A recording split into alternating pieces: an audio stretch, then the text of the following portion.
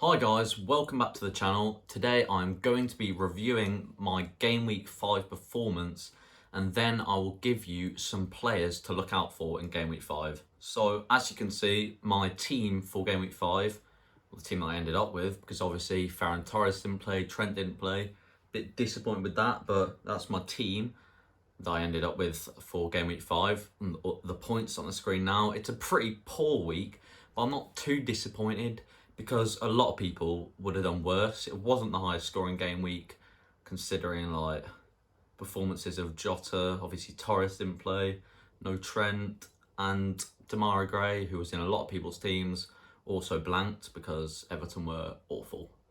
I'm still happy with Bamford and Gray, to be honest, because obviously Everton are playing Norwich. I can see us losing that, I'm not gonna lie, because we are missing a lot of our better players. We are not great without Calvert-Lewin and Richarlison. And Leeds still have some good fixtures. Obviously Bamford's their main goal scorer, so happy with him. It is quite annoying though that Jota blanked again. Obviously Torres didn't play. But yeah, considering that they're pricier than some other good midfield options. That being said though, I am probably not going to be making any transfers this week, as I am better off freeing up space for some potential Chelsea players in Game Week 7 rather than wasting a direct transfer now. Although I'm probably not making any transfers, there are some good players though on my watch list for any of you who are adamant that they want to move things around for Game Week 6. So in goal, obviously I have Sanchez. I still think he's the best option, but if you're wildcarding or if you really don't like your goalkeeper at the moment, Ramsdale is a good option for 4.5 million, even though he plays for Arsenal. Any Chelsea defender likely to start, because that's key, because they do rotate a lot at the back. Any of those Chelsea defenders that will start though in the Prem are very good options. And I even like the look of Ruben Diaz, despite the fact I wouldn't usually spend big on a centre-back. I usually spend bigger on the full-backs and getting cheap centre-backs like Duffy, which works so far for me. And in midfield, Sarr has had a very good Game Week 5, scoring twice against Norwich, and his next two fixtures are against Newcastle and Leeds, who are both average, well, that's putting it nicely, average defensively.